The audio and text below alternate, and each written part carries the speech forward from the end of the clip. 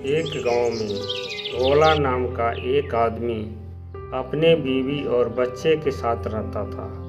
उसका बेटा हर बार की तरह परीक्षा में इस बार भी अच्छे अंक से पास हुआ था। पास हो जाने के कारण वह आगे की पढ़ाई एक बड़ा स्कूल में करना चाहता था, जो उसके गांव से थोड़ा दूरी पर था।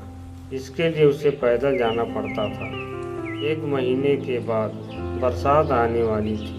भोला के बेटे को वर्षा में जाने में बहुत दिक्कत होता था। उसका किताब और तबीयत बारिश में खराब होने का डर था। बच्चा बहुत उदास था।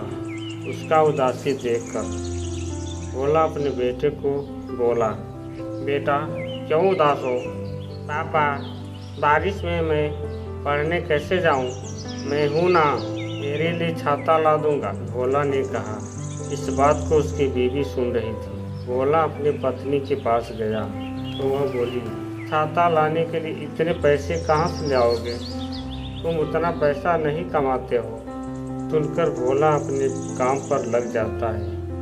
भोला टोकरी बनाता है और उसे बेचकर अपना जीवन यापन करता है। वह रोज जंगल से बांस को काट कर टोकरी बनाया करता था।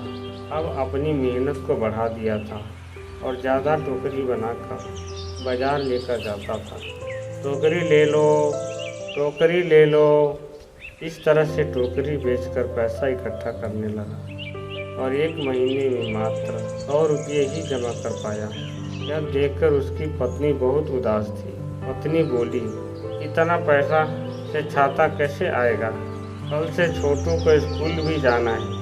और उसी रात जोरों का बारिश हो रही। छोटू बहुत उदास था और बोला, पापा कल स्कूल कैसे जाएंगे? सब लोग सोने चले गए और भोला भी सोने गया। जब भोला सो रहा था तो उसके सपने में कुलदेवी माता आई और बोली, बेटा तुम अपने हाथ से लकड़ी का छाता बना सकते हो। कुछ दिन इस छोटे स्कूल तो जाएगा ना?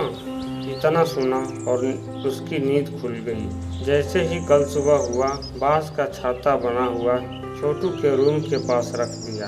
छोटू देखकर बहुत खुश हुआ और स्कूल गया। रास्ते में लोग उसे ही देख रहे थे। लकड़ी का छाता पहली बार सब लोगों ने देखा था।